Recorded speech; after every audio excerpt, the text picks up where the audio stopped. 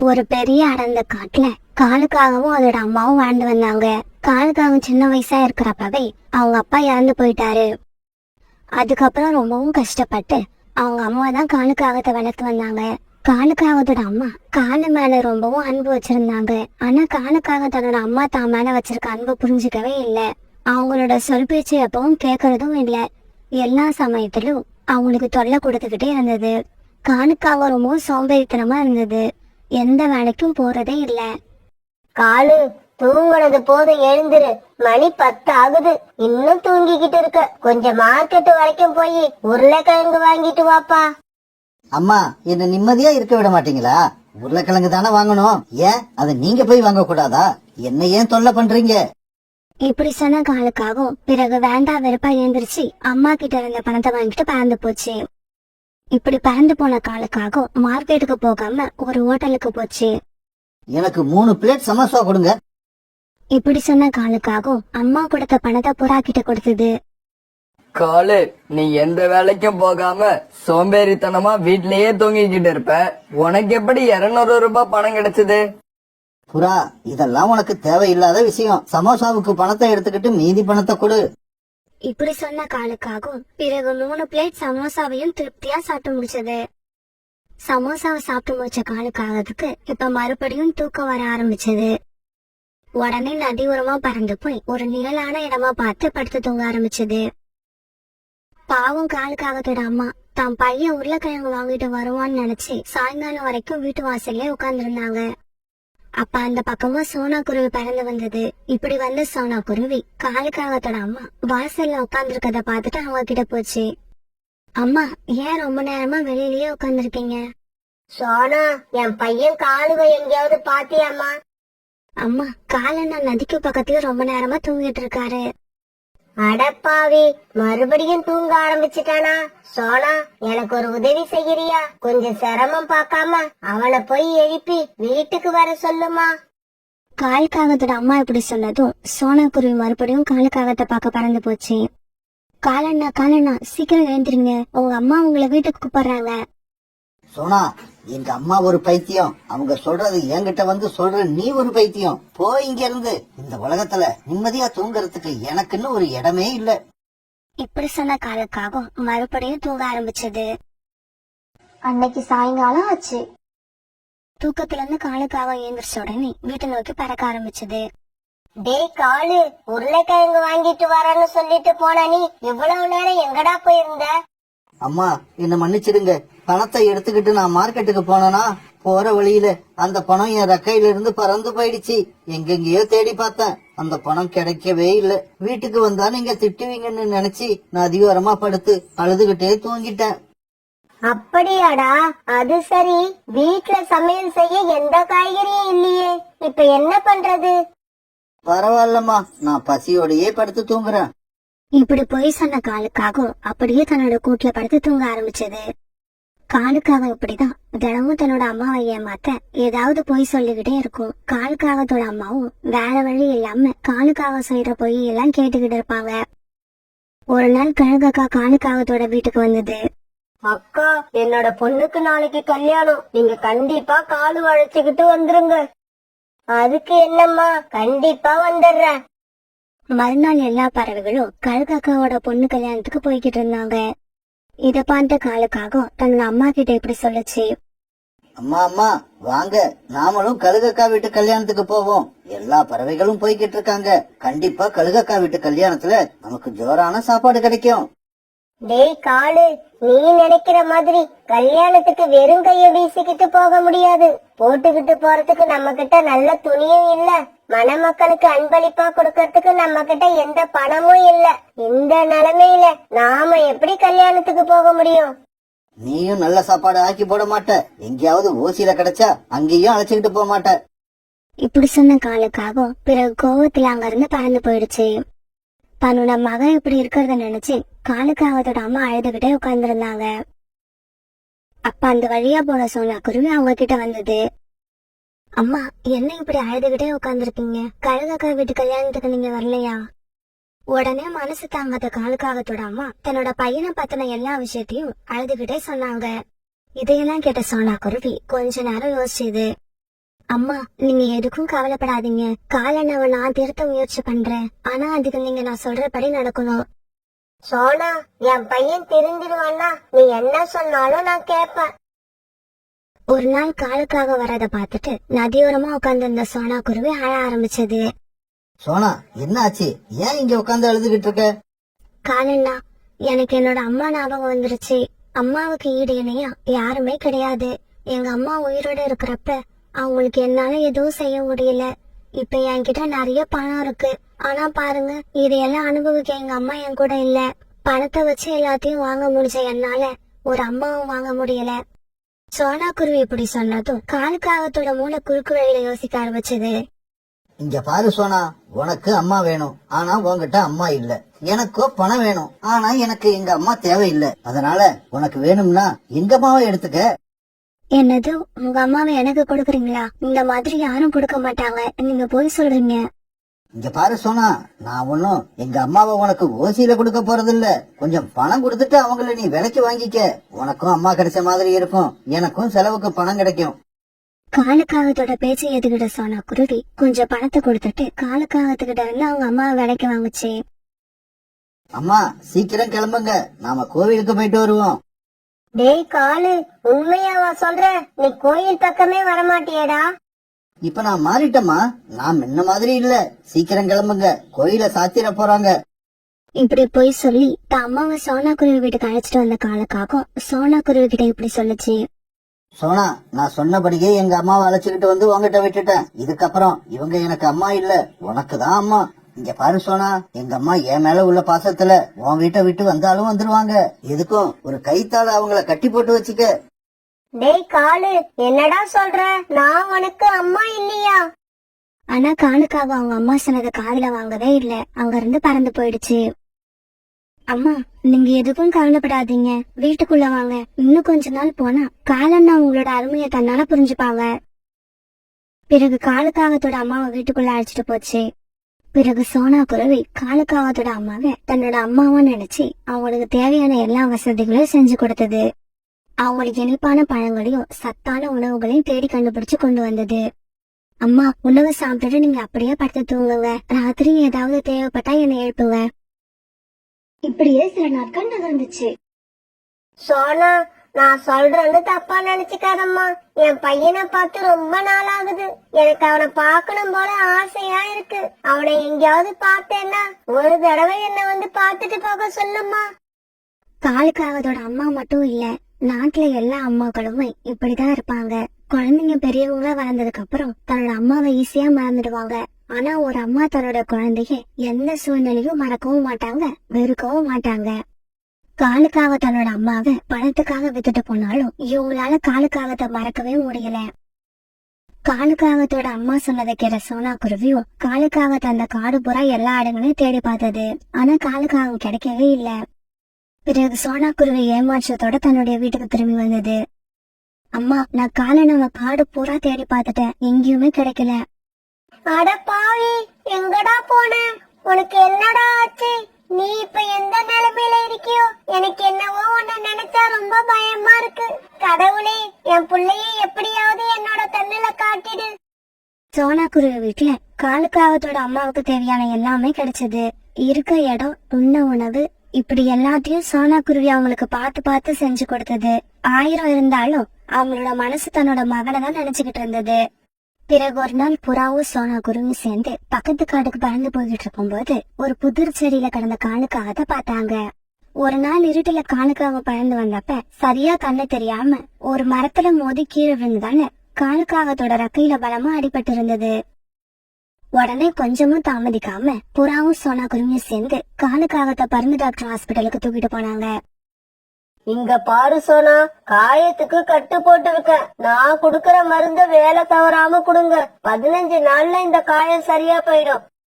இந்த செய்தியை கேள்விப்பட்ட காலுக்காகத்தோட அம்மாவும் ஹாஸ்பிட்டலுக்கு வந்தாங்க. அம்மாவை பார்த்த காலுக்காகவும் கஷ்டப்பட்டு எந்திரிச்சு உட்கார்ந்தது. ஏய் காலு, உனக்கு என்னடா ஆச்சு? நேத்து ராத்திரியில இருந்தே எனக்கு மனசு சரியில்லை. அப்பவே நினைச்சேன் என் பிள்ளைக்கு ஏதோ ஆபத்துன்னு. நான் நினைச்ச மாதிரியே ஆயிடுச்சுடா. காலு, இதுக்கப்புறம் கவலைப்படாத. அம்மா உன்னை விட்டுட்டு எங்கேயும் போக மாட்டேன். உன் கூடவே இருப்பேன். காலுக்காக தன்னோட அம்மாவை பணத்துக்காக வித்துட்டு வந்துடுச்சு. அப்படி இருந்தும் அம்மா தான் மேல வச்சிருக்க பாசத்தை நினைச்ச காலுக்காகத்துக்கு வெக்கமாவும் அவமானமாவும் இருந்தது. அம்மா, என்ன மன்னிச்சிடுங்க. நான் ரொம்பவும் கேவலமான ஒரு காரியத்தை செஞ்சிட்டேன். நீங்க என் மேல வச்சிருக்க அன்புக்கு விலை மதிப்பே கிடையாது. நீங்க என் பக்கத்துல இருந்த வரைக்கும் எனக்கு உங்களோட அருமை தெரியல. நீங்க என்னை விட்டு தூரமா போனதுக்கு அப்புறம் தான் உங்களோட அருமை எனக்கு புரியுது. அம்மா, சத்தியமா என்னோட உயிர் இருக்கிற வரைக்கும் இதுக்கப்புறம் நான் உங்களை விட்டு பிரியவே மாட்டேன்.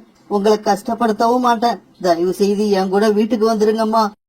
காலுக்காக தன்னோட அம்மா மனசுல இருக்க தூய்மையான பாசத்தை இன்னைக்குதான் புரிஞ்சுக்கிச்சு. புரிஞ்சுக்கிட்ட உடனே காலுக்காகத்தோட மனசும் மாறிடுச்சு.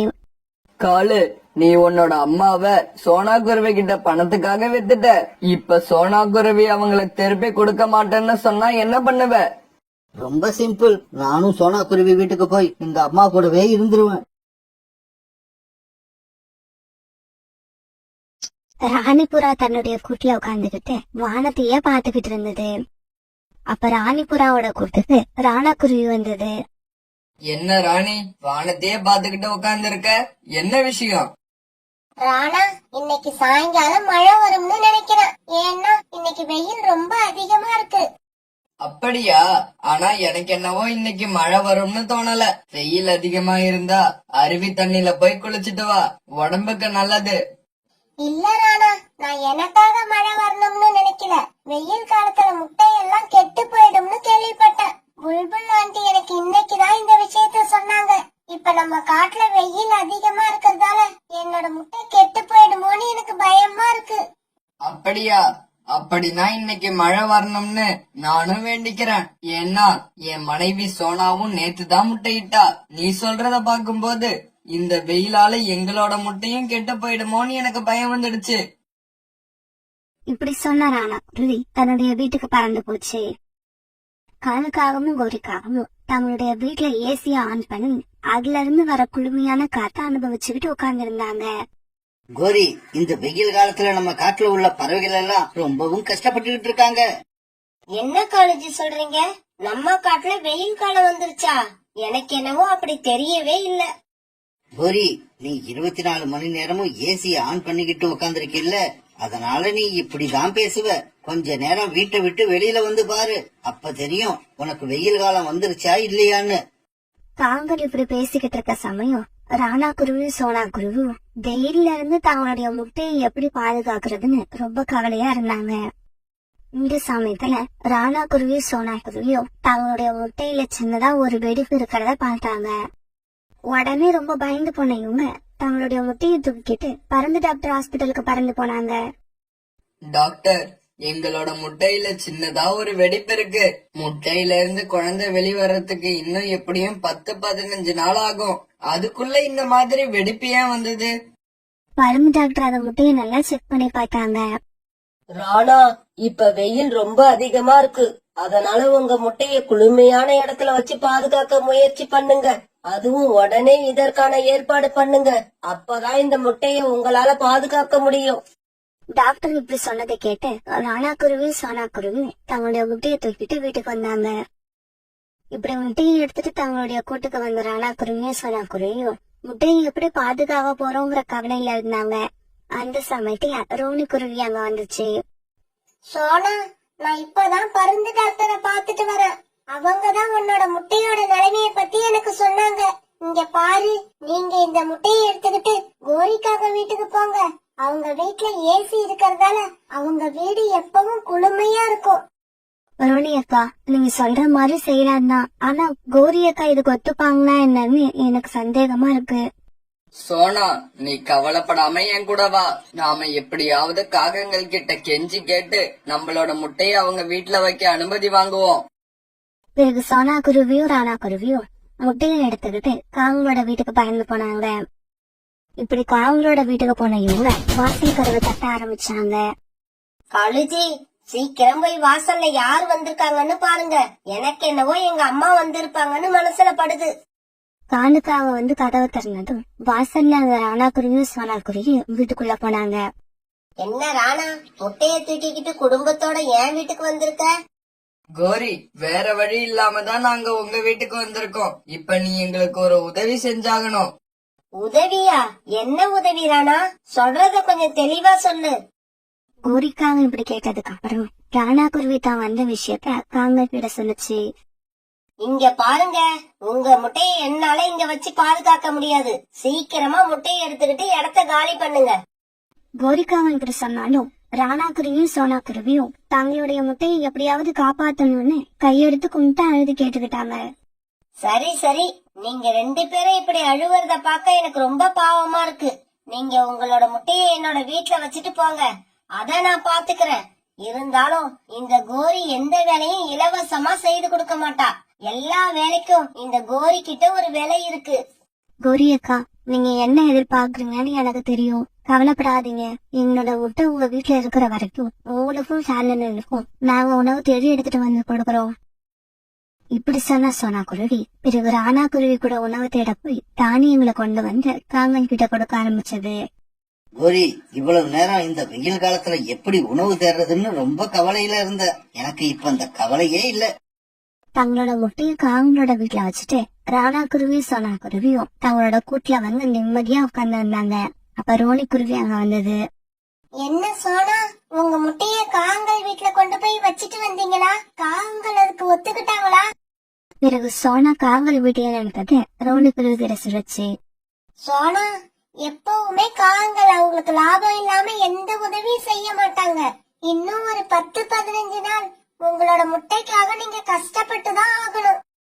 காலுக்காகவும் கோரிக்காகவும் வீட்டுல உட்கார்ந்துகிட்டே ராணா குருவியும் சோனா குருவியும் கொண்டு வந்து கொடுக்கற தானியங்களையும் பழங்களையும் சாப்பிட்டுக்கிட்டு நிம்மதியா வாழ்ந்துகிட்டு இருந்தாங்க. இப்படியே சில நாட்கள் நகர்ந்துச்சு. இவ சோனா குருவியோட முட்டையில இருந்து குழந்தை பிறக்க போற நேரம் வந்துடுச்சு. அன்னைக்கு சோனா குருவி ராணா குருவியும் காவங்களுக்கு தானியங்கள் எடுத்துட்டு வந்து கொடுத்தாங்க.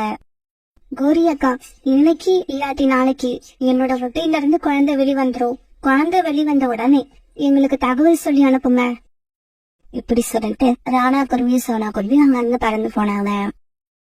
இவங்க இப்படி சொல்லிட்டு போனது காலுக்காகவும் ஒரு காம ரொம்பவும் சோகத்துல இருந்தாங்க. கோரி, முட்டையில இருந்து குழந்தை வெளிவந்துருச்சுன்னா குழந்தைய தூக்கிக்கிட்டு அவங்க நம்ம வீட்டை விட்டு சந்தோஷமா போயிடுவாங்க. ஆனா அதுக்கப்புறம் நாம தான் இந்த வெயில்ல போய் உணவு தேடி ரொம்ப கஷ்டப்படணும். காளிஜி, நானும் 2 நாளா அத பத்தி தான் யோசிச்சுக்கிட்டு இருக்கேன். இங்க பாருங்க காளிஜி, இந்த முட்டை உடையவே கூடாது. அதுல இருந்து குழந்தையும் வெளியே வரக்கூடாது. நீ சொல்ற மாதிரி நடக்கணும்னா இந்த முட்டைய தூக்கிக்கிட்டு போய் எங்கேயாவது போட்டுட்டு இந்த இடத்துல பிளாஸ்டிக் முட்டைய கொண்டு வந்து வைக்கணும். அப்பதான் நீ நினைக்கிறது நடக்கும். காளிஜி, வாங்க இந்த முட்டைய கொண்டு போய் எங்காவது போட்டுட்டு நாம பக்கத்து காட்டுல உள்ள பிளாஸ்டிக் ஃபேக்டரிக்கு போய் ஒரு பிளாஸ்டிக் முட்டைய தயார் பண்ணி எடுத்துக்கிட்டு வருவோம். இப்படி பேசிக்கிட்ட காங்கன் 2 பேரும் சோனா குருவியோட முட்டையை தூக்கிட்டு போய் ஆத்தங்கரையில போட்டாங்க. பிறகு பக்கத்து காட்டுல உள்ள பிளாஸ்டிக் ஃபேக்டரியில இருந்து ஒரு பிளாஸ்டிக் முட்டைய தயார் பண்ணி தங்களோட வீட்டுக்கு கொண்டு வந்தாங்க. மறுநாள் பொழுது விடிஞ்சிச்சு. மறுநாள் காலையில ராணா குருவியும் சோனா குருவியும் காங்களுடைய வீட்டுக்கு வந்து இப்படி பேச ஆரம்பிச்சாங்க. கோரி அக்கா, முட்டையில இருந்து குழந்தை இன்னுமா வெளிவரல? நான் நேற்று ராத்திரி முட்டையில இருந்து குழந்தை வெளிவந்திருக்கும்னு நினைச்சேன். இங்க பாரு சோனா, முட்டையிலிருந்து குழந்தை எப்ப வெளியே வரணும்னு கடவுள் நினைச்சிருக்கிறாரோ அப்பாதான் வெளியே வரும். நீயும் நானும் நினைக்கிறதால ஒன்னும் ஆகாது. சீக்கிரம் போங்க, போய் எங்களுக்கான உணவை எடுத்துக்கிட்டு வாங்க. பிறகு உணவு தேட போன சோனா குருவியும் ராணா குருவியும் சாயங்காலமா தானியங்களை எடுத்துக்கிட்டு மறுபடியும் வீட்டுக்கு வந்து தங்களோட முட்டைய பார்த்தாங்க. அந்த பிளாஸ்டிக் முட்டை காவங்கள் வச்ச இடத்துல அப்படியே இருந்தது. அதை பார்த்த ராணா குருவியும் சோனா குருவியும் தங்களோட வீட்டுக்கு திரும்பி போயிட்டாங்க. மறுநாள் சோனா குருவிய பார்க்க ராணிப்புறா வந்தது. சோனா, என்னோட முட்டையிலிருந்து நேத்தே குழந்தை வெளியே வந்துருச்சு. அநேகமா உங்களோட முட்டையிலிருந்து குழந்தை வெளிவந்திருக்கும்னு நினைக்கிறேன். இல்ல ராணி, என்னோட முட்டையில இருந்து இன்னும் குழந்தை வெளி வரல. சோனா, எதுக்கும் நீங்க முட்டையை எடுத்துட்டு போய் மறுபடியும் டாக்டர்கிட்ட காட்டுங்க, அதுதான் நல்லது. இப்படி சொன்ன ராணிப்புறா பிறகு அங்கிருந்து பறந்து போயிடுச்சு. பிறகு கூட்டுக்கு வந்த ராணா குருவி கிட்ட ராணிப்புறாவுக்கு குழந்தை பிறந்த விஷயத்த சோனா குருவி சொல்லுச்சு. சோனா, எனக்கு இன்னும் ரொம்ப பயமா இருக்கு. வா, நாம உடனே போய் பருந்து டாக்டர் அழைச்சுக்கிட்டு வருவோம். இப்படி சொன்ன ராணா குருவியும் சோனா குருவியும் பிறகு பருந்து டாக்டர் அழைச்சிட்டு காங்களோட வீட்டுக்கு போனாங்க. காங்களோட வீட்டுக்கு வந்த பறந்து டாக்டர் முட்டையை செக் பண்ணி பார்த்த உடனேயே இது பிளாஸ்டிக் முட்டைன்னு தெரிஞ்சு போயிடுச்சு. என்னது, பிளாஸ்டிக் முட்டையா? காலு, கோரி, நாங்க உங்க வீட்ல வச்சுட்டு போன முட்டை எங்க? உண்மைய சொல்லுங்க. இங்க பாருங்க, நீங்க வச்சிட்டு போன முட்டை இதுதான். போனா போகுதுன்னு உங்க முட்டைய வீட்ல வச்சு பாதுகாத்த பாவத்துக்கு எங்க மேலேயே சந்தேகப்படுறீங்களா? நீங்க எதுக்காக இந்த காகங்கள் கூட பேசிக்கிட்டு இருக்கீங்க? பேசாம போலீஸ் ஸ்டேஷனுக்கு போய் கம்ப்ளைண்ட் கொடுங்க. அவங்க வந்தாதான் உண்மை உடனே வெளிவரும். போலீஸூர வார்த்தையை கேட்ட உடனேயே காலுக்காகத்துக்கு பயம் வந்துருச்சு. என்னது, போலீஸ்க்கு போக போறீங்களா? வேண்டாம் வேண்டாம், கொஞ்ச நேரம் பொறுமையா இருங்க, நான் எல்லா உண்மையையும் சொல்லிடுறேன். இப்படி சொன்ன காலுக்காகும் ஒரிஜினல் முட்டையை கொண்டு போய் ஆத்தங்கரையில வச்சுட்டு பிளாஸ்டிக் முட்டையை கொண்டு வந்து வீட்டுல வச்ச விஷயத்த எல்லாருக்கிட்டையும் சொல்லுச்சு. இங்க பாருங்க, நீங்க ஆத்தங்கரையில போய் முட்டை இருக்கான்னு பாருங்க. நான் போய் போலீஸ் ஸ்டேஷன்ல கம்ப்ளைண்ட் பண்ணி இந்த காகங்களை ஜெயில போட ஏற்பாடு பண்றேன். பறந்து டாக்டர் இப்படி சொல்லிட்டு போலீஸ் ஸ்டேஷனுக்கு பறந்து போக சோனா குருவியும் ராணா குருவியும் ஆத்தங்கரைக்கு பறந்து போய் தங்களுடைய முட்டையை தேடி பார்த்தாங்க. ஆனா அந்த ஆத்தங்கரையில இவங்க ரொம்ப நேரம் தேடி பார்த்தோம் இவங்களோட முட்டை அங்க இல்ல. அதனால ராணா குருவியும் சோனா குருவியும் அழுதுகிட்டே என்ன செய்யுதுன்னு தெரியாம அங்கேயே உட்கார்ந்துருந்தாங்க. இவங்க இப்படி அழுதுகிட்டு இருந்ததை பார்த்த ஒரு வயசான பறவை இவங்க கிட்ட வந்து என்ன ஏதுன்னு விசாரிக்க ஆரம்பிச்சது. உடனே சோனா குருவி நடந்தது எல்லாத்தையும் அழுதுகிட்டே அந்த பறவை கிட்ட சொல்லுச்சு. அழாதீங்க அழாதீங்க, உங்களோட குழந்தை எங்கேயும் போகல, என்கிட்டதான் இருக்கு. அழுகிய நிறுத்திட்டு என் கூட வாங்க. இப்படி சொன்ன அந்த வயதான பறவை ராணா குருவியும் சோனா குருவியும் கூப்பிட்டுக்கிட்டு தன்னுடைய வீட்டுக்கு போச்சு. கொஞ்ச நாளைக்கு முன்னாடி ஆத்தங்கரையில இந்த சின்ன குருவி குழந்தை தனியா நின்னு அழுதுகிட்டு இருந்தது. அத பார்த்து இறக்கப்பட்டு அதை என்னோட வீட்டுக்கு தூக்கிக்கிட்டு வந்தேன்.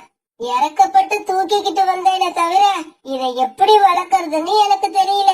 நல்ல வேலை, இன்னைக்கு நான் உங்களை பார்த்துட்டேன். நீங்க உங்க குழந்தைய தூக்கிக்கிட்டு போகலாம்.